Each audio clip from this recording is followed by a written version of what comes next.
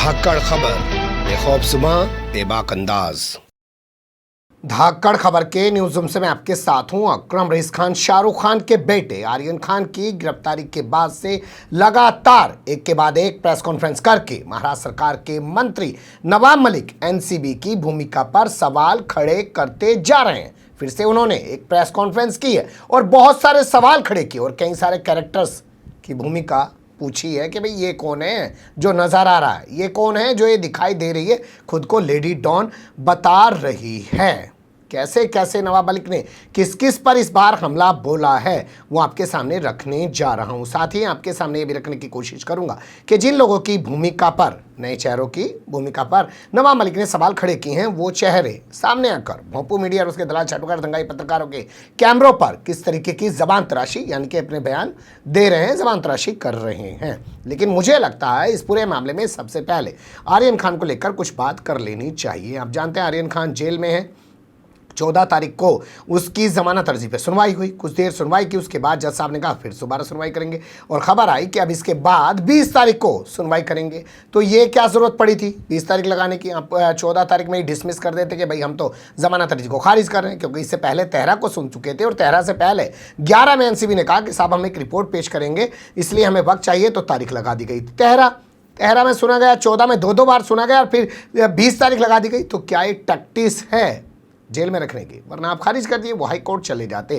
क्या इस पहलू पर बहस नहीं करनी चाहिए थी भोंपू मीडिया और उसके दलाल चाटुकार दंगाई पत्रकारों को? लेकिन वो तो करेंगे नहीं, क्योंकि उनका चरित्र यही बन गया है। अब चलते हैं नवाब मलिक की प्रेस कॉन्फ्रेंस की तरफ।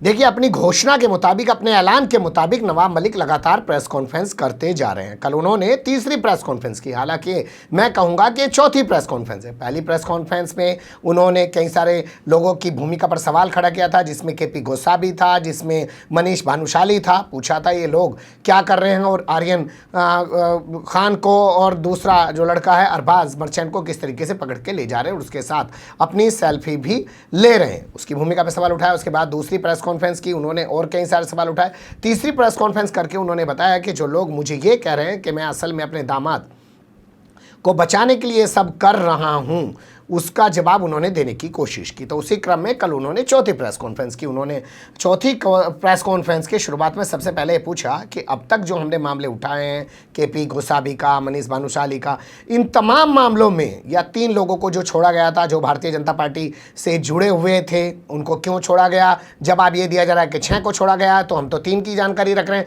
6 कौन कौन छोड़े गए उनके बारे में जानकारी दे देते। उनके जवाब क्यों नहीं दिए जा रहे हैं? उनका कहना कुल मिला के यही था कि 2 प्रेस कॉन्फ्रेंस में जो उन्होंने सवाल उठाए हैं उनके जवाब क्यों नहीं आए, उनकी ज़बानी सुन लीजिए। जिस तरह से 6 तारीख को हमने प्रेस कॉन्फ्रेंस की, प्रेस कॉन्फ्रेंस के बाद हमने ये बताया कि जो क्रूज पे रेड की कहानी गढ़ी गई ये फर्जी थी। इस रेड के दौरान 2 व्यक्तियों के हमने तस्वीरें जारी की, जो एक सेल्फी वायरल हुई थी, वीडियो वायरल जो हमने जारी की। उसमें एक व्यक्ति जो फरार मुजरिम है केपी गोसावी, वो आर्यन खान को घसीट के ले जाते हुए हमने वीडियो जारी किया था। हमने मनीष भानुशाली का भी वीडियो जारी किया था, जो मर्चेंट नाम के तथाकथित आरोपी को हैंडल कर रहे थे। उसके बाद एक वीडियो हमने जारी किया था कि ये किस तरह से धड़ल्ले से एनसीबी के कार्यालय में आ रहे जा रहे हैं। उसके बाद एक सीनियर अफसर ज्ञानेश्वर सिंह जी ने प्रेस कॉन्फ्रेंस लेके कुछ हमारे सवालों के जवाब न देते हुए अपनी बातें रखी थी।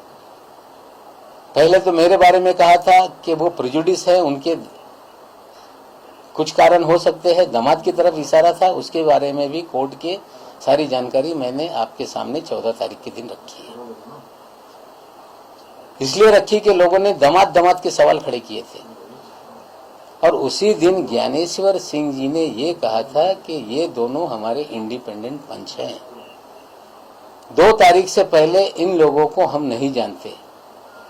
हम प्रोफेशनलिज्म से काम करते हैं, फिर इन्वेस्टिगेशन होता है और उसके बाद 3 लोगों को छोड़ने की हमने बात की, वीडियो रिलीज किए, पॉलिटिकल कनेक्शन हमने बताया। उन्होंने कहा 3 नहीं 6 छोड़े, कौन छोड़े आज तक बता नहीं पाए। सुन लिया आपने। अब उसके बाद बात कर लेते हैं आगे। वो कहते हैं कि फ्लेचर पटेल कौन है, जो बाकायदा अपने ट्विटर अकाउंट पे, अपने सोशल मीडिया अकाउंट पे एक लेडी डॉन के साथ दिखाई दे रहा है, बार बार उसकी तस्वीरें डाल रहा है। और ये लेडी डॉन कौन है, ये सवाल उन्होंने पूछा। सुन लीजिए कैसे। सवाल इंडिपेंडेंट पंचों को लेके ही हम आज खड़ा कर रहे हैं। फ्लेचर पटेल नाम का व्यक्ति कौन है, इसका जवाब समीर वानखेड़े जी को देना होगा। ये फ्लेचर पटेल, उसने अपने सोशल मीडिया अकाउंट पे एक तस्वीर डाली है जिसमें माय सिस्टर लेडी डॉन के नाम से एक पोस्ट की है, जिसमें वो महिला कौन है इसका जवाब वानखेड़े जी दें।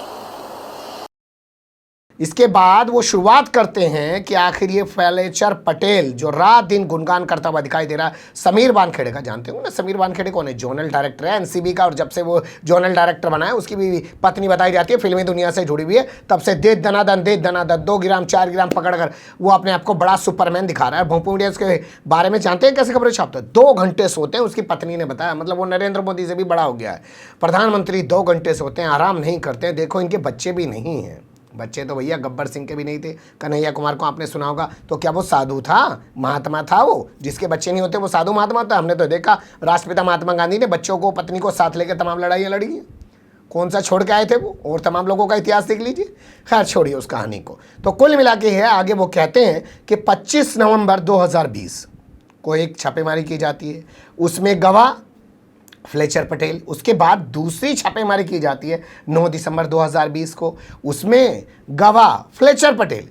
आगे वो कहते हैं कि इसके बाद तीसरी छापेमारी की जाती है 2 जनवरी 2021 को, उसमें भी गवाह फ्लेचर पटेल।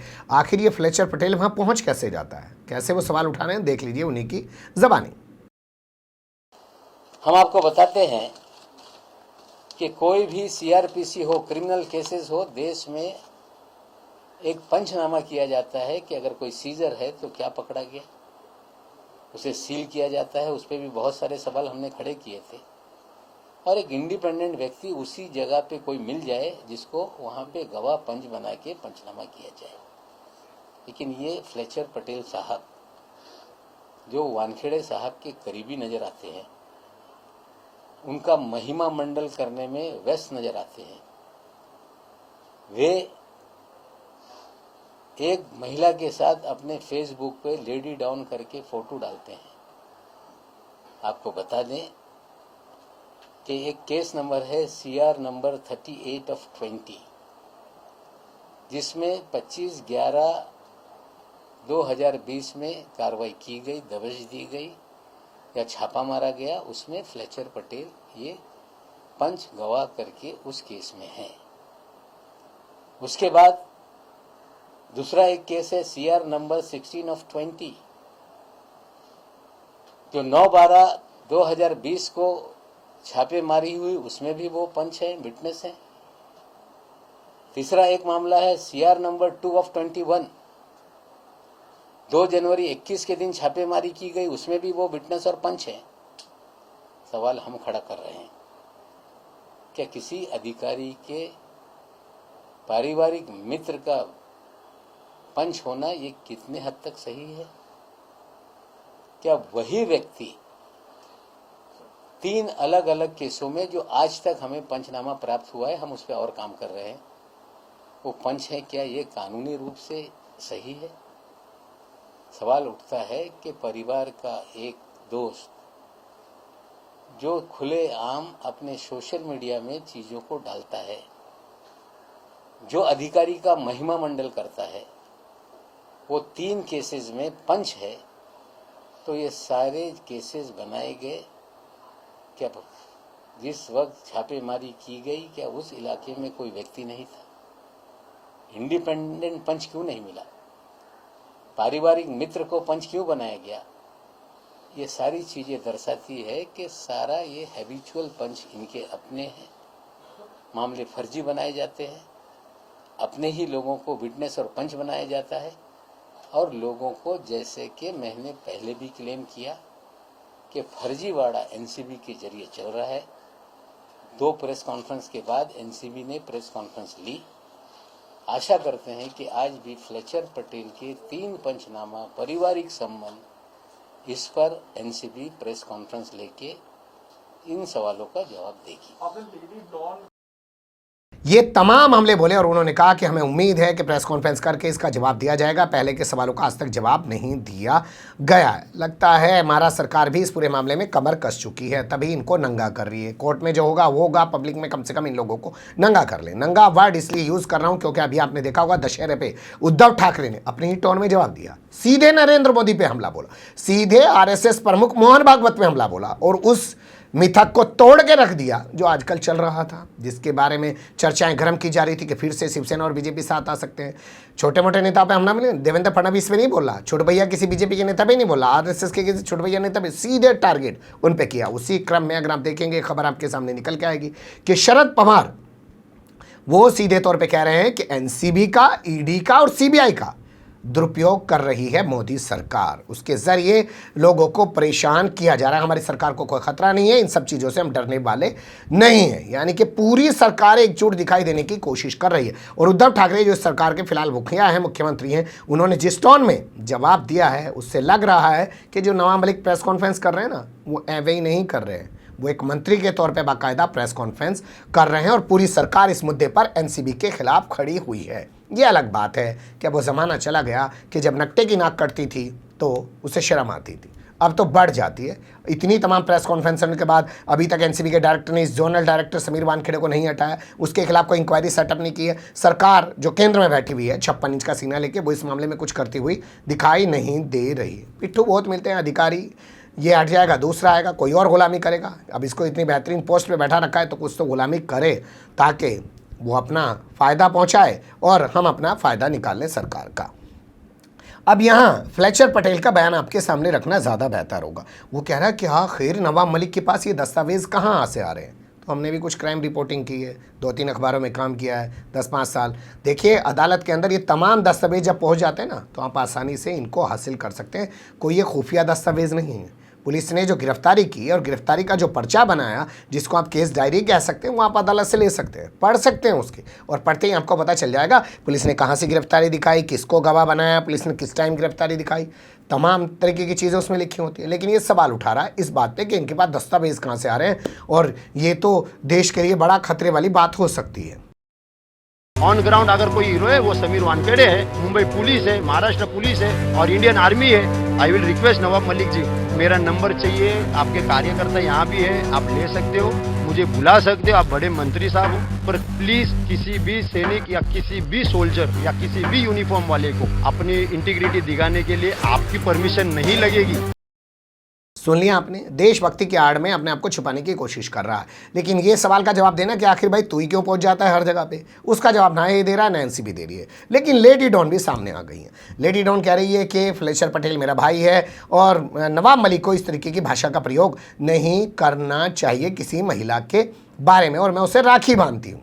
सुन लीजिए उनकी जबान।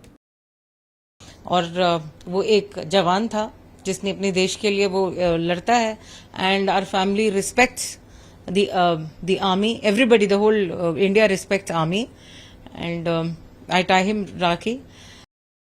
सुन लिया आपने, तो ये तो जवाब देने आ गए। जैसे आपने देखा होगा मनीष भानुशाली जवाब देने आ गया था, केपी गोसावी आज तक जवाब देने नहीं आया, ना ही भाजपा के वो 3 लोग जवाब देने आए हैं जो छूट गए थे। आखिर वो क्यों छूट गए थे जब वो मौके से पकड़े गए थे? खबर तो यहाँ तक थी कि उन्होंने ही पूरी पार्टी गाबा जो था उन्होंने पार्टी ऑर्गेनाइज़ की थी और उन्होंने ही सबको बुलाया था। तो ऑर्गेनाइज़र छूट जा रहा है और जो वहाँ पहुँचे हैं वो पंछी वहाँ फंस जा रहे हैं। तो नवाब मलिक ने कहा है कि अभी और खुलासे करेंगे। तो देखना दिलचस्प इस मामले में यही होने जा रहा है अब लगातार चौथी प्रेस कॉन्फ्रेंस के बाद कि आखिर कितना नंगा होने के बाद एनसीबी को शर्म आएगी, समीर वानखेड़े को शर्म आएगी, या सत्ता में बैठे हुए लोगों को कोई शर्म एहसास होगा और वो इस पर कोई इंक्वायरी सेटअप करेंगे। बने रहेगा धाकड़ खबर के साथ। फिलहाल कमेंट्स के रूप में आप लोग अपनी राय दे सकते हैं, खबर को लाइक कर सकते हैं, चैनल को सब्सक्राइब कर सकते हैं, ज़्यादा से ज़्यादा हमारी खबरों को शेयर कर सकते हैं। फिर ऐसे ही किसी सुलगते हुए या उलझते मुद्दे लेकर मैं आपके सामने हूँगा हाजिर। फिलहाल अभी मुझे दें इजाज़त।